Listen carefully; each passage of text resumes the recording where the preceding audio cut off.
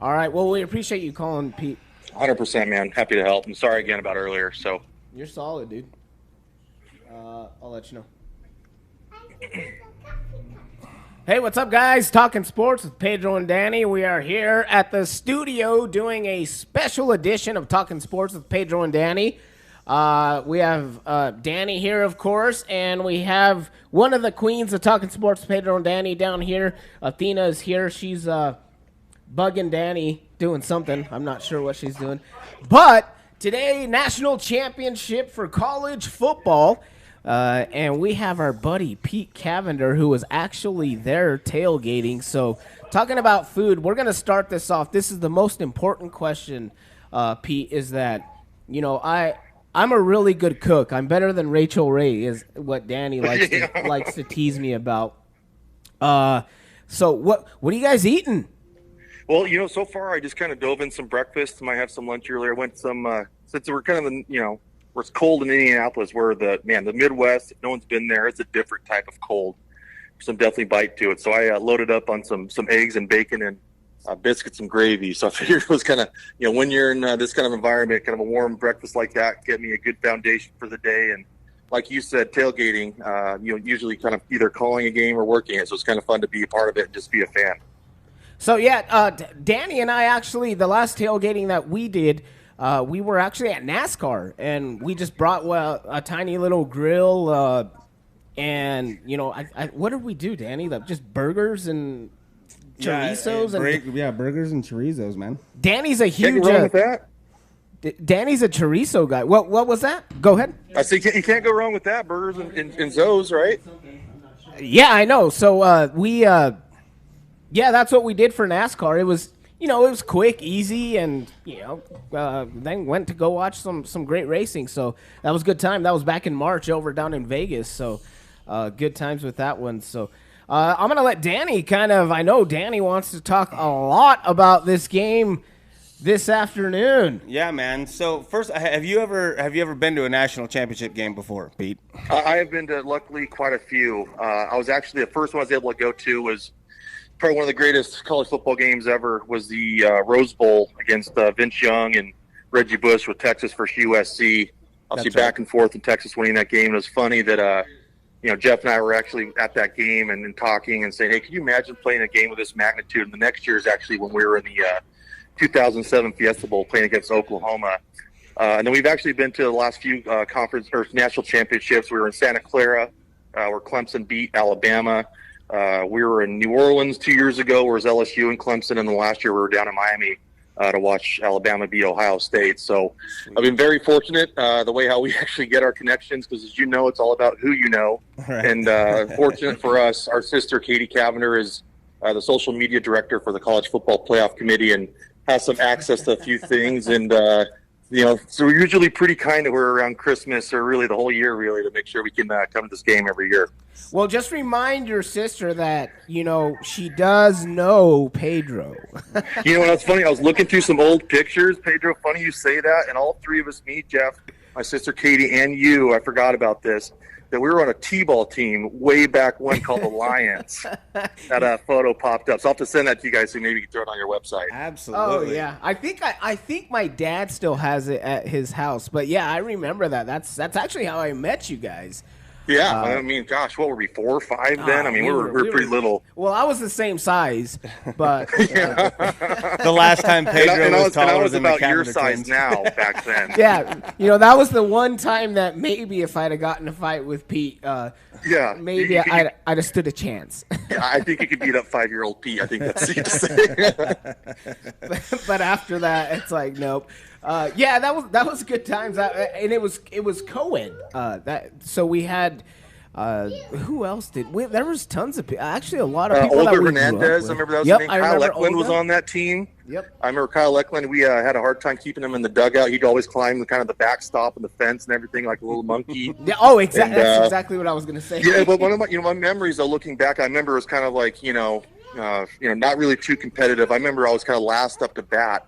And I think what the rules were is every player got an at-bat per inning, and I was the last to bat. And so I'd always hit a double, then I'd have to just jog off to the dugout regardless if I was out or not. So it was a little interesting, and actually that was kind of the end of my baseball days was that. It's good times, T-ball back in the day. So yeah, if we ever decide to do a tailgate show for one of the playoffs or national championship, just show your sister that picture, please. Yeah, absolutely. You got it. So tell us a little bit about the festivities surrounding the event. So I saw a post that you shared the other day from, I don't know if it was from the venue or from the motel with Alabama. The buses kind of showing up to the event.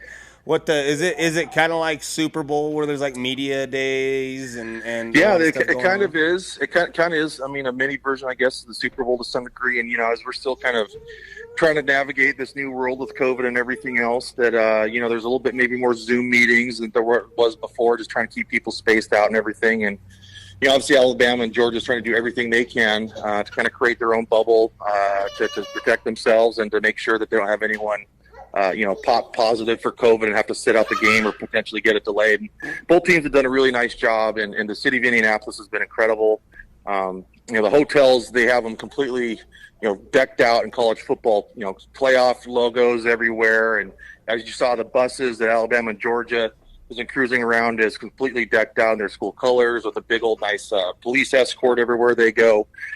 Some of the activities that we've been able to join was ESPN party, which is a lot of fun. So a lot of the ESPN talent, watching Sports Center or anything like that is kind of there, and a good opportunity to network with those guys and kind of, talk to some people. And it's kind of funny, some of those guys obviously very familiar with that Fiesta Bowl. So that's kind of mine and Jeff's in a little bit to some degree. And it's just been a great time just kind of hanging out with media, kind of being a part of this thing. And obviously, like I said, just kind of being a fan for a game for once. Heck yeah. So let's get to the football game. Obviously, Alabama and Georgia met earlier in the year, and you pointed out the fact, or asked the question that at that time Georgia was head and shoulders above the rest. But if you were going to bet on anybody to beat Georgia, who would it be? And it would be Alabama, and they most certainly did do that.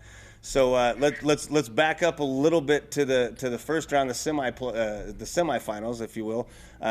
SEC just kind of did their thing and kind of just pushed the other schools around. Is that a fair assessment of how you saw the semifinals play out? Yeah, and that's kind of, in college football, that's what makes it weird is obviously everyone's not playing everyone, and so you kind of have to use the eye test to some degree and some common opponents or whatever. But to me, just looking at college football this season and watching kind of everyone play as much as I can anyways, Georgia and Alabama were the clear-cut favorites, the clear-cut best teams in this entire season. I mean, you even saw what Georgia did to Michigan last week. I mean, it was just a butt kicking. And that Michigan Wolverine team, that's a dang good team too. For sure. And so I think it just kind of shows you maybe the gap, maybe call it the SEC gap, maybe just kind of call it the best two teams, the country gap, whatever it might be. I'm just, it would have been nice maybe to see some two teams from different conferences play, but I'm not going to complain that there's no doubt that there's number one and number two in terms of the best teams in the country are playing tonight. And that's ultimately what it's about. Whether you have a 4-team playoff, 6-team, 8-team, I mean,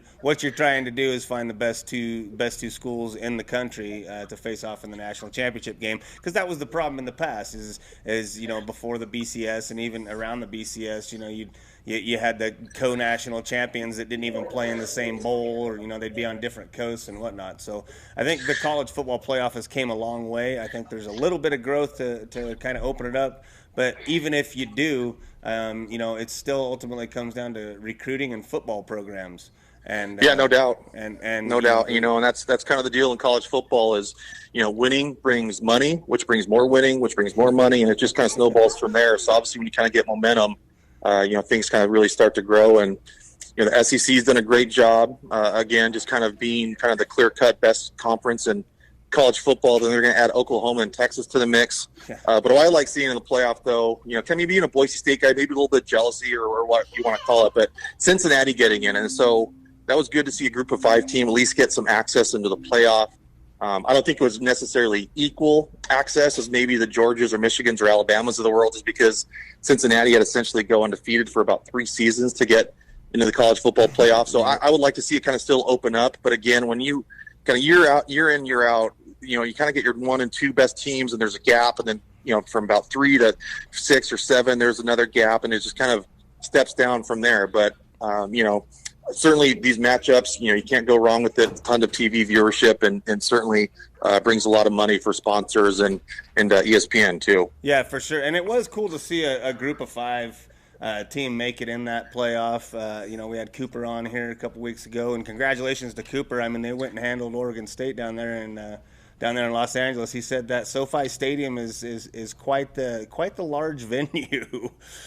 Yeah, no doubt. So, and tell you what, speaking of SoFi, what a game last night. I'm not sure if anyone's a Raider fan or a Charger fan, but my goodness, that game last night was incredible. There was a lot of good football on yesterday, actually. Yeah, there was. I mean, I'm a Niner fan, and my brother's a Steeler fan, and I can't stand the Raiders, right? So I mean, whatever, it's whatever. I like a good football game, and usually like to see the Raiders on the losing end of it. But for sure. But that my Niners got it done too. So yes, we did. Yes, we did. But God, Jimmy stresses me out, man. I wish he could play like he does in the last 5 minutes of the fourth quarter all the time, man. Yeah, no doubt. But no doubt. But yeah, that was quite the. I've just lost the word. The scenario, if you will, last night with potentially the two teams coming to a tie and actually knocking the Steelers out of the playoffs. That was a discussion. I was really, really super glad to see that somebody went for the win, because ultimately that's what it's about, right? I mean, if you're an alpha male, if you're in the NFL, it's about competing, it's about winning, and I'm really glad. Unfortunately, the Raiders did get the win, but I'm glad they went for the win. At least, and if it would have ended in a tie, if he would have missed the field goal, then that's what it was. But I was glad to see and I kind of agree with you, Danny. There's absolutely no doubt in my mind that those teams were going to compete and come out and try to win the game. They weren't going to settle for a tie. And the Chargers head coach was, I think, getting a little bit of flack for calling a timeout there on 3rd and 4, and it's kind of controversial. But I had no problem with it. Certainly the Raiders, smart call going for kind of the last-second field goal there, and. I personally, I would have loved to seen a tie just from a chaos standpoint, but just had it be a natural tie with just kind of extra time regulation, just kind of running off and having it be that way. But no, everything kind of works out. And, obviously after a great game tonight for the college football season, to wrap that up, we'll have tons of good games to watch in the NFL playoffs too. Yeah, it's cool. I mean, I think the NFL's done a good job to seek out those matchups in week 17 or 18, actually, this year.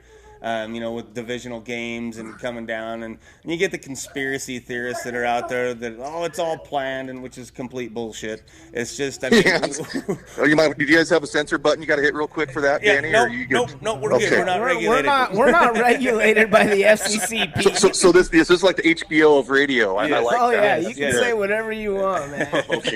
Okay, sounds good. Be careful. I've had a few drinks today, so be careful giving me that leverage. No, you're good. You can say we actually had one guy. I don't want to say it just because we are trying to keep it a little clean. But and your daughter's around. Yeah, I know. Well, trust me, she's heard words. She's heard them. Actually, she started. So there was a couple of times where I would pinch my finger on a door or something, and you just throw out an F-bomb.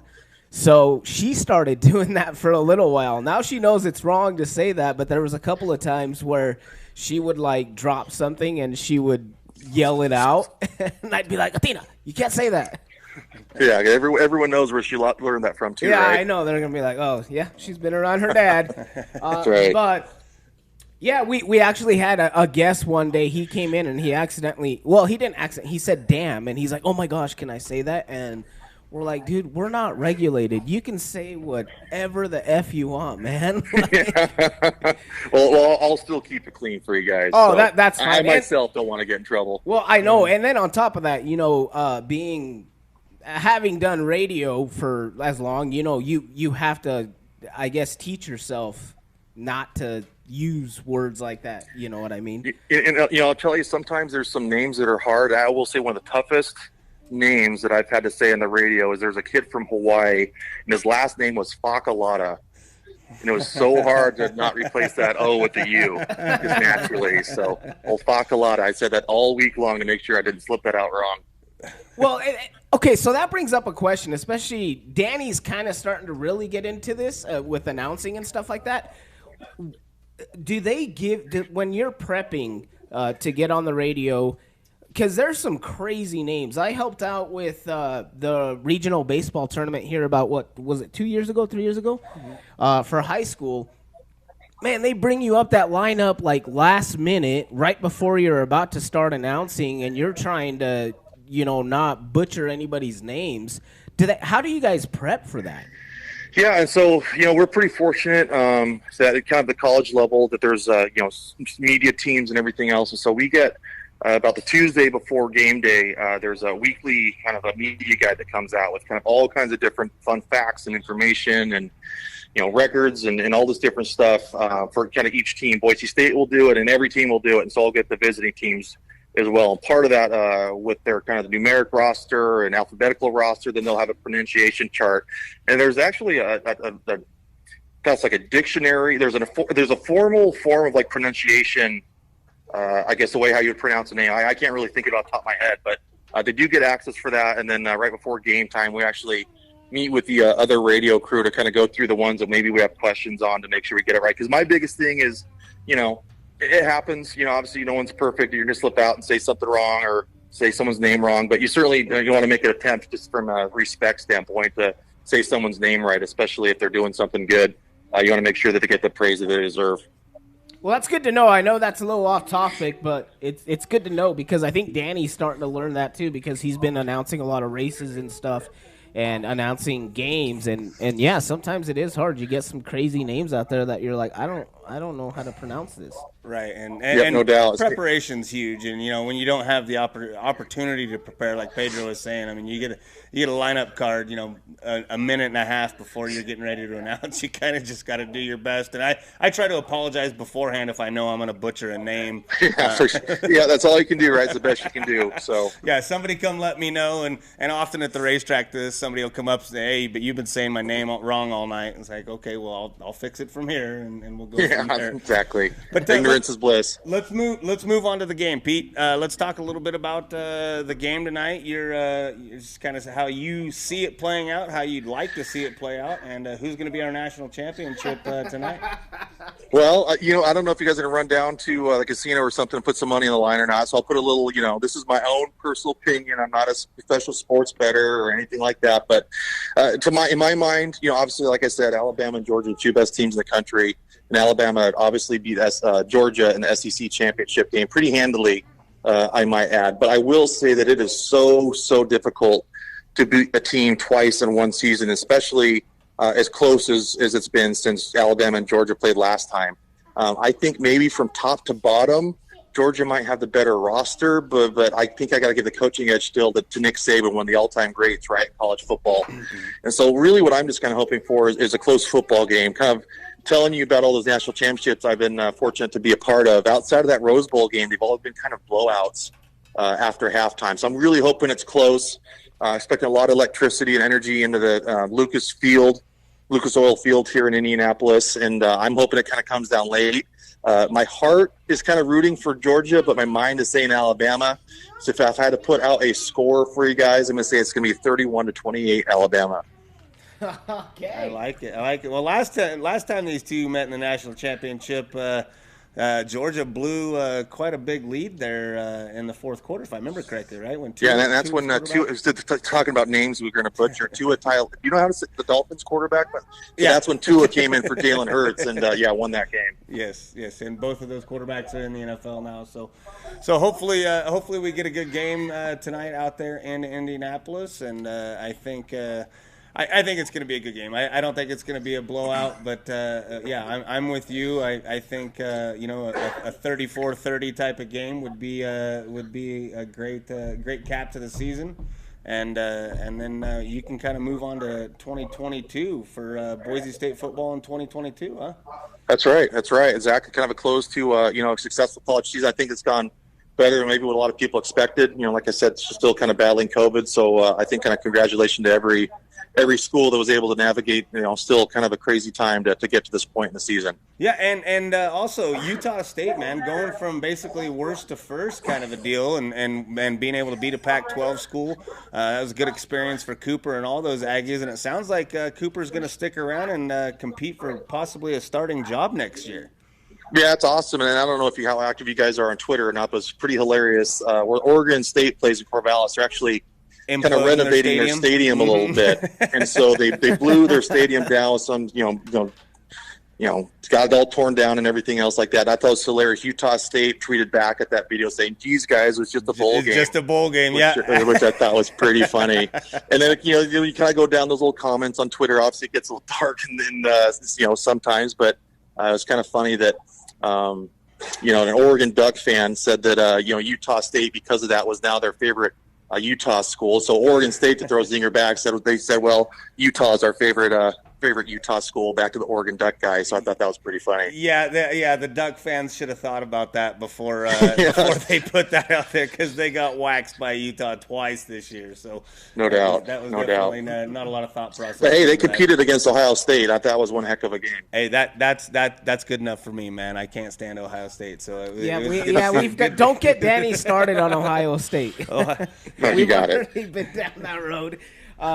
All right, so Danny, unless you have anything else, I think we'll let Pete get back to his his good times, man. Yeah, get back to your tailgate, man. I hope it's a great game out there, and enjoy that Lucas Oil Stadium and everything that you get to be a part of. Thanks for making time for it. Well, I appreciate it. And Danny, I caught, like I said earlier, caught it on Facebook. Happy birthday to you, Pedro. You've always been one of my main mans down there in Elko, kind of sharing the Spanish version of my name. That's kind of always been our connection, and certainly appreciate you guys. And I've never heard I've never heard Pete say that's awesome. But yeah. But, right? So we got that connection. We're live with Pedro Cavander. Exactly. Senior, right? Pedro Cavander. That's great. That's a great way to. Well, you guys are awesome, and believe me, I'm still kind of dreading those chicken wings. So we'll make sure we get those paid up next time. You just wait. I'm not. I was gonna actually talk to you about doing a bet today, but I don't want to give up the leverage I already have, because I want to enjoy it while I can. Because if you were to make a bet, you'd be like, no. How about we just cancel the chicken wings? And I'm like, I'm not going to give Pete that chance. Yeah, we'll get this taken care of. I'm a man of my word, and we'll find something new to bet on. So maybe the Super Bowl. Oh, heck yeah. We got some big things planned for Super Bowl. Well, Pete, we really appreciate you, man. I know that you go over there having a good time, but we appreciate you taking the time and always your insight. And I hope you have a great time. We're jealous that you're over there having a good time. So like I said, remember to mention our names to your sister. Oh, you got that. And I'm going to send that Lions T-ball team picture over to you in a little bit. So perfect. I'll come your way. All right, cool. All right, guys. Appreciate you guys. Thanks. Have fun tonight. All right. Thanks, See you, Pete. Yep. Bye. Our good friend Pete Cavander, who is over there getting ready to watch the national championship for NCAA football. College football playoff national championship game from Lucas Oil Stadium starts at 5 p.m. our time this evening. So I'm gonna cut out of here and go pregame myself a little bit since it's your birthday. Since, as Pete did mention, it's my birthday and I'm 21 for the 20th time. So it's good times. Well, happy birthday, Danny. I seriously totally spaced it when I remember him mentioning it last week, but then when he said something early, he's like, "It's my birthday. I just want to get home," and I'm like, "Oh crap, it's his birthday." Sorry, I mean I got you a cake, but it melted. Right. Yeah, it fell off the top of the car. It was icy this morning. It happens. So happy birthday, Danny, and thank you guys. Thank you, Pete Cavander, for coming on, and hope everyone enjoys the national championship. It should be a good game. I'm excited. I know me and Athena are going to go home and make some dinner, make some pasta and wings, and just enjoy some football. Hopefully it's a good game. I'm sure it will be a good game. Yeah, it really should. I mean, there's been the talk all these years about two SEC teams meeting in the national championship game, and we've never actually gotten there. So hopefully it's going to live up to the hype. I think this might be the last year we have a 4-team playoff, but I don't think it would be any different if we would have had 6 teams this year. I think Alabama and Georgia were that much better than the rest of the crew. So thanks for joining us on a special show. Yeah, very special show. And the other thing, too, I kind of wanted to mention is the game that we have on in the background is a really great memory for me. Talking with Pete Cavander. Pete was actually at that game. He didn't get to play in it. He said he was hurt, but his twin brother, Jeff, got to play in it. He did an interview at the beginning of the game, but this was one of the games that really took Boise State to the next level. You know what I mean? Oh yeah, it really did. It kind of brought the eye to the it wasn't called the Group of Five conferences, but yeah, Boise State was kind of the one who broke the mold as far as getting a mid-major school, if you will, into the national spotlight. And they did it by winning. I mean, Pete talked about, Cincinnati, they've had to go undefeated for a few years just to get into the football playoff. But right here, this game right here, and this was a heck of a game. You definitely needed to take the over in this game. And we all know how it ends with the Statue of Liberty. I mean, there's Hall of Famers on the field. We've seen Adrian Peterson there a second ago, of course, Hall of Fame coach Bob Stoops. But yeah, it put Boise on the map, and both the Cavander boys got to take part in, arguably one of the probably the best college football games in recent memory, aside from that national championship game that Pete got to go watch with USC in Texas. So. Yeah, I think this one. You also, I think the quarterback was Kellen Moore. Kellen Moore, the offensive coordinator for the Cowboys. Yep. And he's going to be getting a head coaching job real soon. Oh yeah, and honestly, it's this is just my take on it. He's a very intelligent guy. You have to be intelligent to be a quarterback as it is, but. I think he just took, between him and the coaching staff, I think this game they took it to the next level with everything that happened. But this game was huge, and you could even hear some of the sports commentators talking earlier before pregame, saying that Oklahoma would be embarrassed if they lost to. Yeah, we did catch that when it started. One of the I'm not sure what commentator it was, but he's basically saying that like Oklahoma State, if they're gonna go back embarrassed if they lose to Boise State. So you've got Zabransky playing quarterback. I think Kellen Moore came on after this season. I don't know that, and maybe he was in towards the end of the game. I don't exactly remember that, but. You see Jeff Cavander out there playing, looking like a little right tackle. Not little right tackle, I meant he's a large right tackle, but playing a little bit of it. So, Chris Peterson got started there up in Boise State. I actually didn't realize this was his first year. One of only two coaches to start their career undefeated. Him and Larry Coker down in there's Cavander right there, number 64. But him and Larry Coker at Miami, the only two coaches to start their NCAA coaching career undefeated. And Peterson did quite the job there at Boise State, and just cool to have a couple of local dudes playing on that squad, and one that comes on and talks to us every now and then. Yeah, I know it's really cool. So we really appreciate Pete coming on. The other thing too, I wanted to point out, this is back when they were still in the WAC. Yes, the Mountain West wasn't a thing yet. I think it was, but it was kind of. I want to say about a year or two after this. This is a question for Pete. When they decided to, and then Nevada went to, and then all the other colleges that were in the WAC decided to go, try and get into a bigger conference. Yeah, so you'll have to ask Pete next time. Yeah, we will. But this is just wanted to point that out. This was a great game, and this was almost, honestly, around this time of year. I want to say, I don't know. Did you see the date? I know it's 2006, but I don't know the actual date. But I know it was like the beginning of January. It would have been a New Year's Bowl, so it was either New Year's Eve or New Year's Day. Yeah. It's on YouTube if you want to watch it. 2006 Boise State Fiesta Bowl against the Oklahoma Sooners.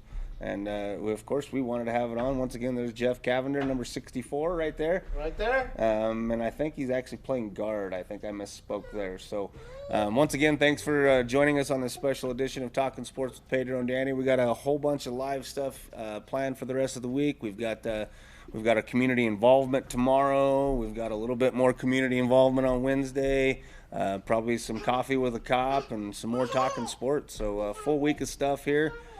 Just getting rolling in the 2022 year here at Battleborn Media Networks. All right, guys, we're gonna get going again. Thank you, Pete Cavander, Boise State football sports analyst, for joining us. He's at the national championship for college football, so hope he has a great time, and we really appreciate him coming on. So we're gonna finish up the show. Thanks for watching, guys. Talkin Sports, Pedro and Danny.